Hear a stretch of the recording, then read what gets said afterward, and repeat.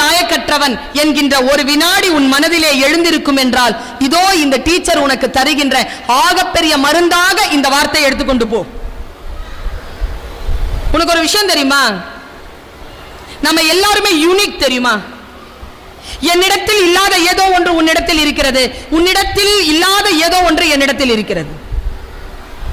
இறைவன் பூமியில் குப்பைகளை எறிவதே இல்லை. அதான் உண்மை. யாருமே குப்பை கிடையாது. எல்லோருக்கும் வாழ்வதற்காகவும் பிறந்ததற்காகவும் ஒரு காரணம் இருக்கிறது. சமீபத்தில் எனக்கு வாட்ஸ்அப்ல ஒரு செய்தி வந்ததுங்க. நான் இந்த வாட்ஸ்அப்ல எதுக்காக பயன்படுத்துவேன்னா, நிறைய சொற்களை கேட்பேன்.